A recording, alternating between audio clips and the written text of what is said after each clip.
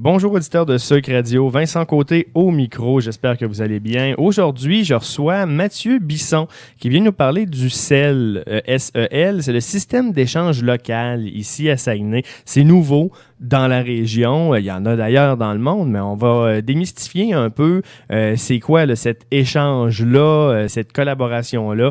1 heure pour 1 heure. Bonjour Mathieu. Bonjour. Comment ça va? Ça va très bien, toi? Bien. J'aimerais que tu m'expliques un petit peu le fonctionnement. Qu'est-ce que c'est donc le système d'échange local? Ouais, système d'échange local, c'est un peu comme du troc, à la différence que le troc, c'est d'une personne à une personne, tandis que le système d'échange local, en fait, c'est de l'échange de services en temps, premièrement. C'est une plateforme qu'il y a sur Internet, mais il y a aussi une version papier qui va voir le jour bientôt, mais c'est que les gens peuvent échanger des services vraiment variés. Ça peut être faire de la peinture, ça peut être faire passer la tondeuse, faire de l'entretien extérieur, faire du ménage. Ça peut être des choses plus spécialisées aussi. Puis les personnes, bon, ils vont s'inscrire sur le site Internet, ils vont créer un compte où ils vont pouvoir offrir des services et enregistrer aussi des demandes de services pour ceux qui ont besoin de services. Fait que tout est comptabilisé en temps automatiquement, il n'y a aucun argent. Une dame d'un certain âge ou encore une dame qui a une incapacité de marcher, mais qui sait coudre ou quoi que ce soit, je pourrais lui dire j'apporte des pantalons à faire un bas ou encore un rideau à réparer, puis en échange, je vais passer ta tondeuse ou je vais aller peinturer ton garde-robe. Exactement. Fait que le but, c'est d'avoir un certain équilibre entre ce qu'on donne et ce qu'on reçoit.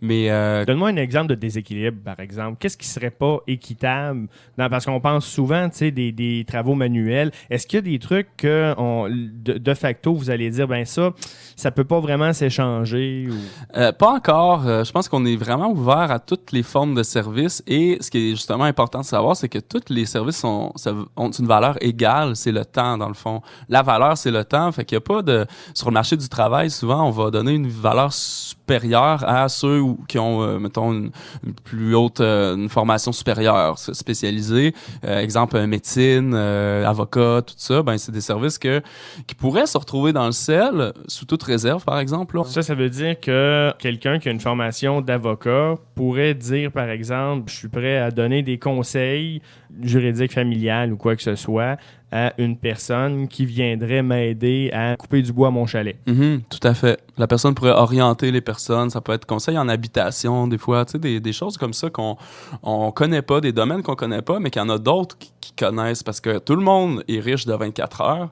puis tout le monde a des compétences, a des habiletés, a de l'expérience dans quelque chose. On veut pas non plus engager des chirurgiens à l'heure. Ben là, c'est ça. Là, faut rester réaliste. Là, ça reste quelque chose de convivial. C'est des coups de main qu'on rend. Puis je pense pas qu'il y ait un médecin qui s'offre pour faire des chirurgies. Là, je veux dire. Non, mais c'est ça. Fait que sérieusement... Mais même, on revient à la base, puis on engage quelqu'un pour tondre son gazon. C'est pas loin de 300$ pour l'été. Il y a des gens qui n'ont pas 300$ à mettre pour tondre leur gazon, mais qui sont pas plus capables de le faire. Donc, à ce moment-là, c'est là que le service peut venir intéressant. Ça peut être intéressant parce que ça peut sauver de l'argent aux gens.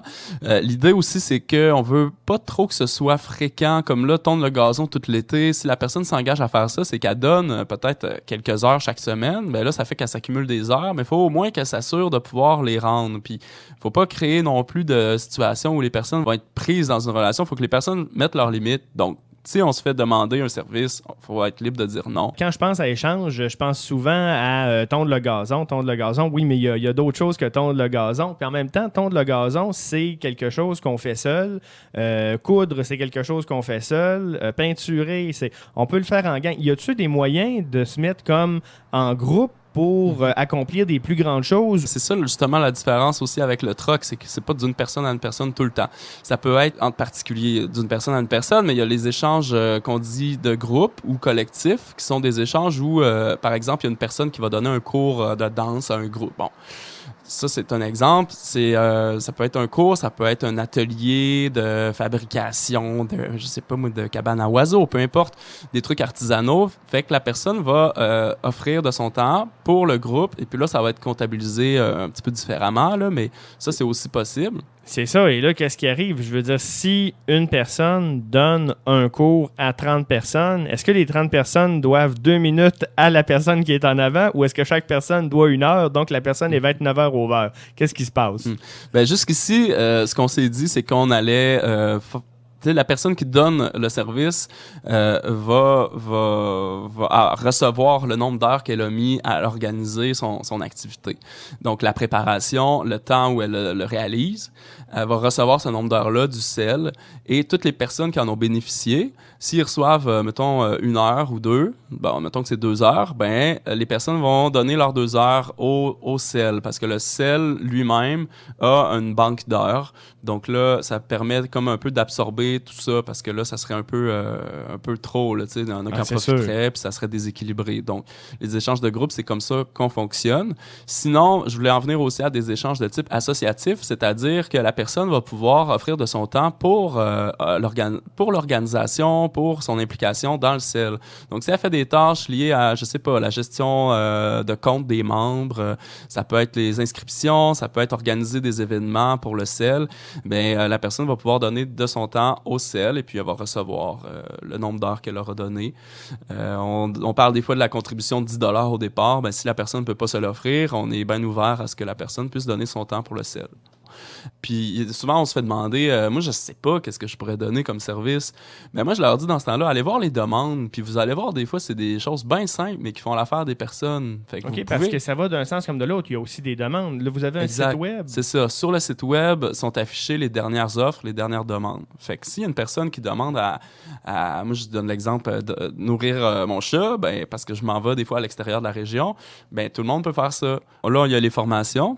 Comme un premier contact. Fait que, tu sais, moi, en tant que chargé de projet à l'écoquartier du centre-ville de Chicoutimi, je fais les formations pour que les personnes puissent connaître les règlements, puissent prendre connaissance du code d'éthique et signer ça. Puis un petit montant de 10 $ qu'on demande aux personnes qui est payable une seule fois juste pour permettre le développement du CEL.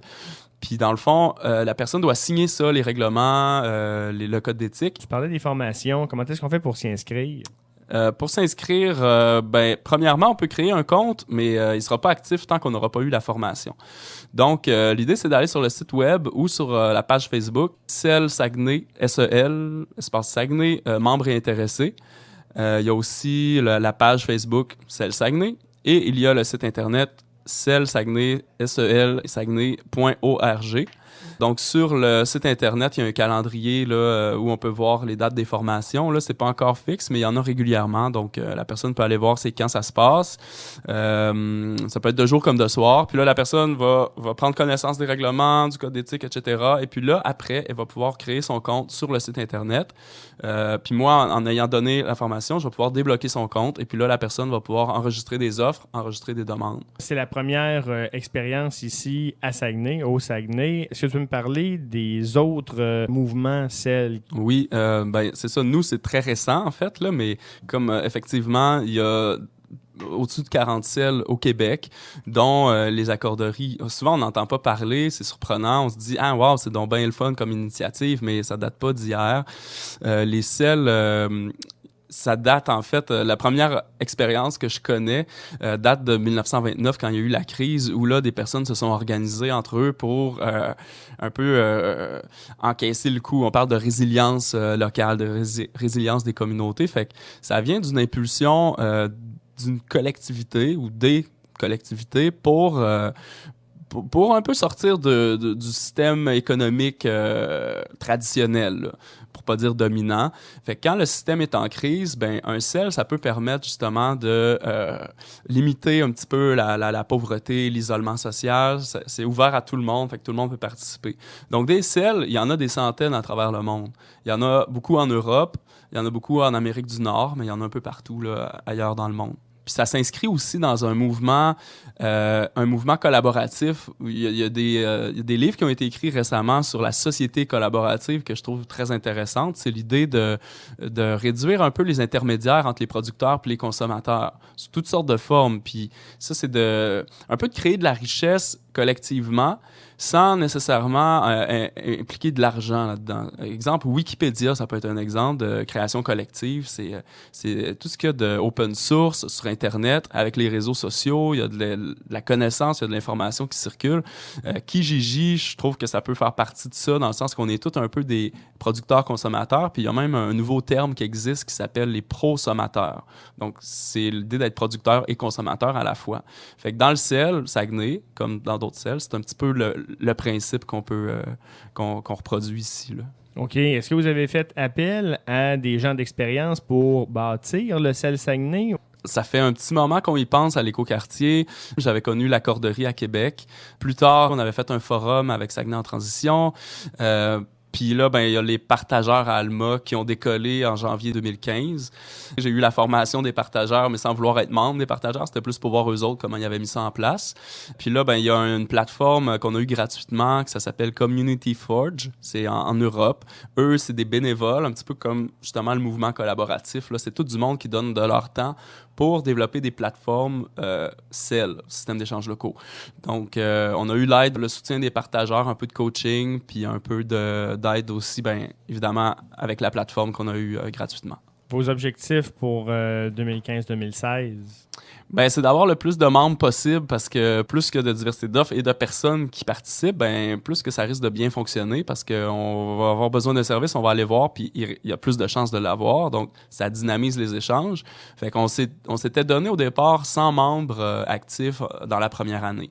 Après, c'est de faire de la recherche de financement, parce qu'on on va être le plus autonome possible, de pouvoir développer le sel, de pouvoir développer peut-être d'autres services en lien avec ça, là, aller peut-être plus vers les biens, comme un groupe d'achat, les cuisines collectives qu'on fait déjà à l'écoquartier, mais qu'on veut continuer d'organiser. Puis c'est ça. Il y a des activités associatives aussi qu'on veut faire, des occasions de rencontres où les gens vont pouvoir se connaître. Puis là, on va mettre des visages sur les noms, parce que sur le sel, il y a un bottin. Puis fait que, quand on connaît pas les personnes, c'est toujours un peu gênant de faire le premier pas. Mais on va faire plusieurs activités aussi, soit d'échange des trucs comme échanger du linge, partage de connaissances. En tout cas, on veut faire des choses plus collaboratives. C'est un très beau projet, je trouve. Mathieu Bisson, je rappelle que vous êtes chargé de projet à l'écoquartier de Chicoutimi.